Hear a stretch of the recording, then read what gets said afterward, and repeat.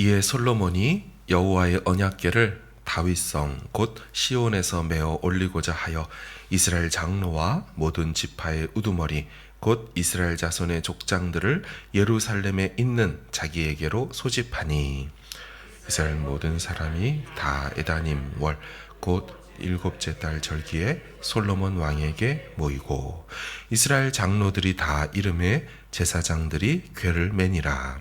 여호와의 궤와 회막과 성막 안에 모든 거룩한 기구들을 메어 올라가되 제사장과 레위 사람이 그것들을 메고 올라가매 솔로몬 왕과 그 앞에 모인 이스라엘 회중이 그와 함께 그 궤 앞에 있어 양과 소로 제사를 지냈으니 그 수가 많아 기록할 수도 없고 셀 수도 없었더라. 여호와의 언약궤를 그 처소로 메어 드렸으니 곧 성전의 내소인 지성소 그룹들의 날개 아래라. 그룹들이 그 궤 처소 위에서 날개를 펴서 궤와 그 채를 덮었는데 채가 길므로 채 끝이 내소 앞 성소에서 보이나 밖에서는 보이지 아니하며 그 채는 오늘까지 그곳에 있으며 그 궤 안에는 두 돌판 외에 아무것도 없으니 이것은 이스라엘 자손이 애굽 땅에서 나온 후 여호와께서 저희와 언약을 맺으실 때에 모세가 호렙에서 그 안에 넣은 것이더라. 제사장이 쇠서 나올 때에 구름이 여호와의 성전에 가득하매 우리 같이 읽습니다. 제사장이 그 구름으로 말미암아 능히 서서 섬기지 못하였으니 이는 여호와의 영광이 여호와의 성전에 가득함이었더라. 아멘. 오늘 본문에 드디어 언약궤가 완공된 성전으로 이동하게 됩니다. 이 장면 매우 감격적인 장면이죠. 특별한 장면입니다. 왜냐하면 언약궤에는 꽤나 많은 사연이 있었기 때문입니다. 처음에 언약궤는 모세 시절에 성막 안에 있었지요. 근데 이스라엘이 광야를 이동할 수밖에 없기 때문에 성막도 이동하고 언약궤도 이동해야 했습니다. 그렇게 40년간 이동하며 돌아다녔죠. 그러다 가나안 땅에 들어왔습니다. 성경에 보면 여호수아 시절에 이 성막이 실로에 모여 있을 때 그곳에 세웠다라고 되어 있어요. 그러니까 가나안 땅에 들어와서는 실로에 있었습니다. 나중에 사무엘상의 이 엘리 제사장 시절에도 실로에 회막이 있고 그리고 언약궤가 있다고 나오죠. 그런데 중간에 우리 사사기 20장을 보면 이 언약궤가 또 베델에 있다라고도 나오기도 합니다. 무슨 이유인지 모르지만 실로에서 베델로 한 15km 정도를 이동했다 또 다시 돌아왔던 것으로 보입니다. 그러다가 아시는 것처럼 엘리 제사장 시절에 이 블레셋에게 언약궤가 뺏겼죠. 그래서 아스돗에도 가고 가드에도 가고 에그론도 가다가 결국 블레셋 도시들이 다 언약궤로 말미암아 전염병 독종으로 초토화되어지고 결국 언약궤를 다시 이스라엘로 보냈습니다. 근데 이 언약궤는 실로로 가지 않죠. 기랏 여아림 성읍의 아비나답의 집에 가서 안치됩니다. 그러다가 이제 다윗 시절에 예루살렘으로 언약궤가 이동을 하죠. 근데 아시는 것처럼 언약궤가 다윗 시절에 이동할 때 그 과정이 순탄하지 않았습니다. 제사장이 그 언약궤의 그 네 모퉁이의 고리에 이렇게 채 막대기를 이렇게 걸어서 이제 이것을 제사장이 메어서 쫙 이렇게 이동해야 되는데 어떻게 했습니까? 그 대단하다는 다윗도 몰랐던 거죠. 소수레에다가 실어가지고 언약궤를 이동시키다가 이 나곤의 타작마당 근처에서 소가 뛰지 않습니까? 그러니까 놀래가지고 웃사가 이걸 탁 잡았죠. 그러다가 그 자리에서 죽게 됩니다. 그 후에 이제 대책회의를 소집해서 왜 이런 일이 있었나 하고 알아봤더니 이 말씀에 언약궤는 이게 소술에 이렇게 하면 안 된다고, 그죠? 채를 껴서 제사장이 어깨에 메고 이동하는 것이라고. 이제 그것을 깨닫고 나서 다시 한 걸음 한 걸음 6걸음 걷고 제사 지내고 6걸음 걷고 예배드리고 이렇게 하면서 어렵게 예루살렘에 들어왔어요. 근데 예루살렘에 이동해 왔지만 여전히 장막 텐트에 있었습니다. 언제까지요? 다윗이 죽을 때까지 계속 그렇게 있었죠. 다윗이 죽은 다음 이 아들 솔로몬이 통치한 지 4년째 그때 성전 건축이라는 게 시작이 됩니다. 얼마나 했습니까? 7년 6개월 동안 공사를 합니다. 그러니까 다윗이 죽어도 근 11년 12년 동안 언약궤는 또 텐트에 있었습니다.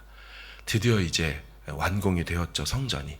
이제 그 성전으로 언약궤가 이제 들어가야 되는 것입니다. 자, 오늘 본문이 이제 그것을 말해주는데요.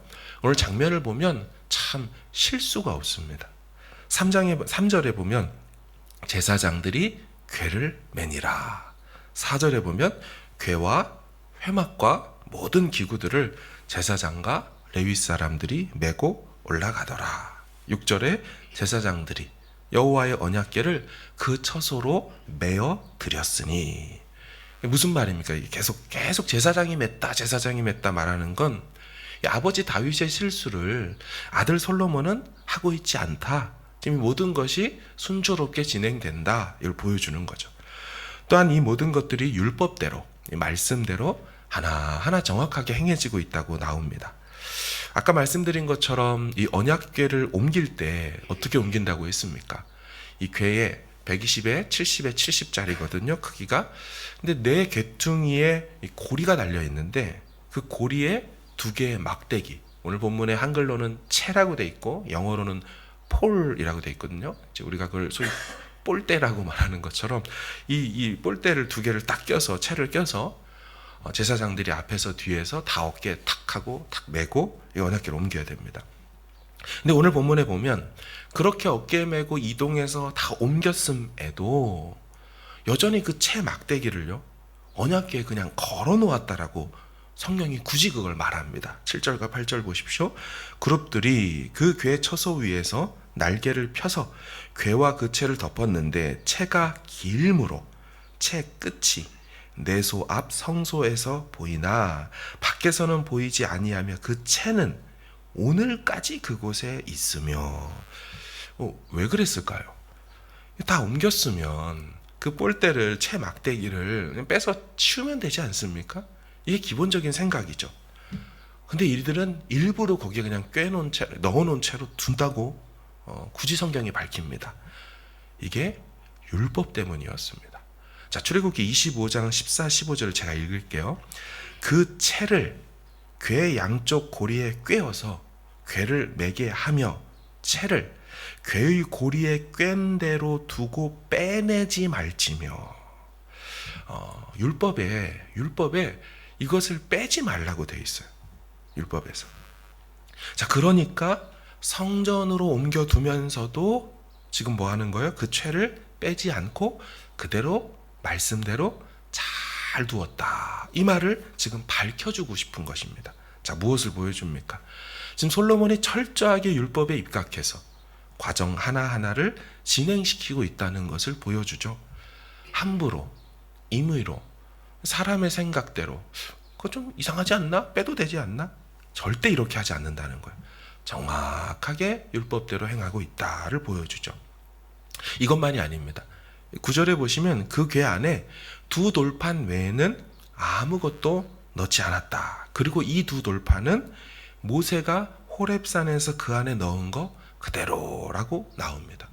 돌판이 오래됐으니까 그냥 장인 불러갖고 석공 불러서 그대로 다시 새겨놓을까? 절대로 이런 생각하지 않죠. 그대로 아무것도 섞지 않고 넣지 않고 그대로 한다고. 이것만이 아닙니다.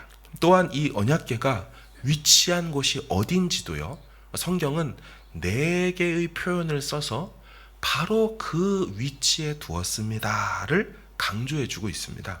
6절을 보십시오.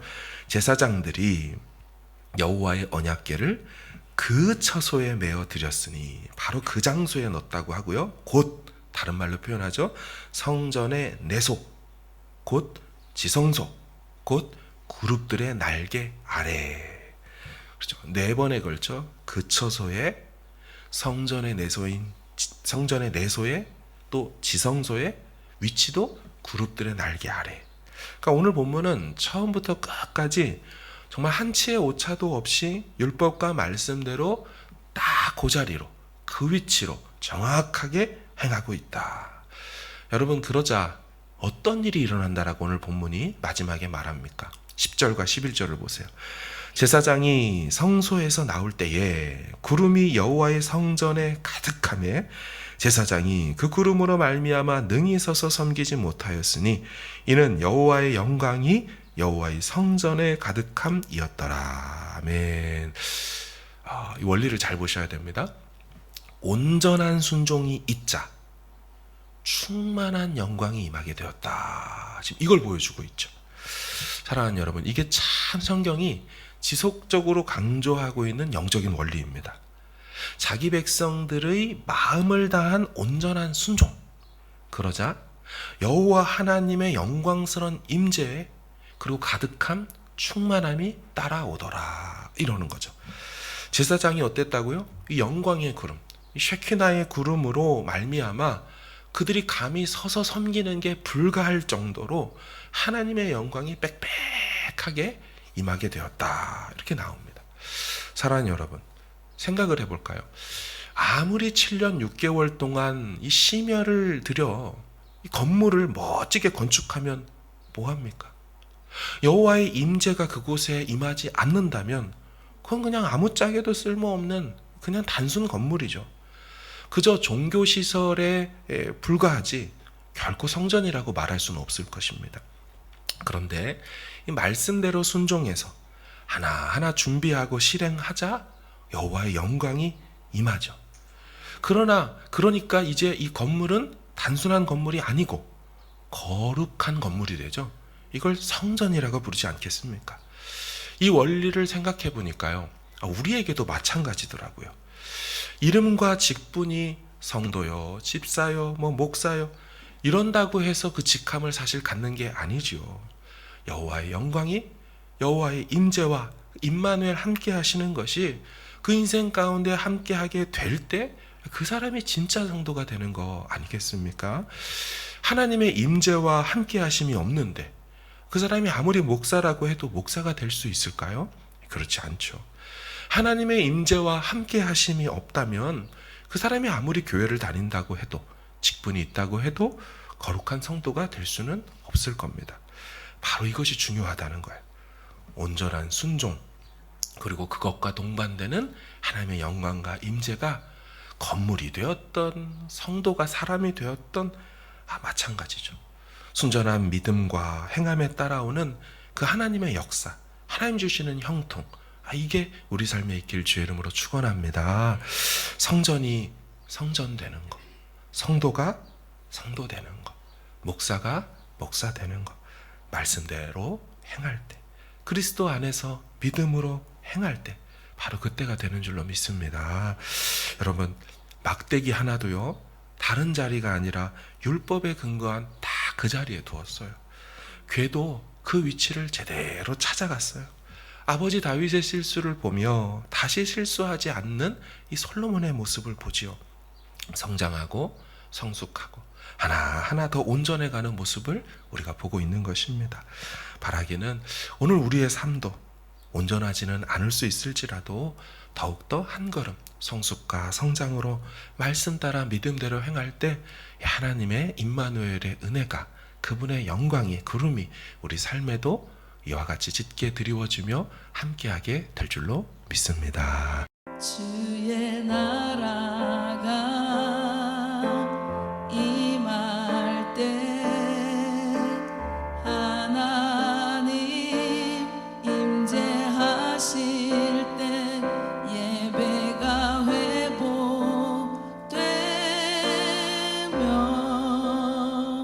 기적은 일어나네.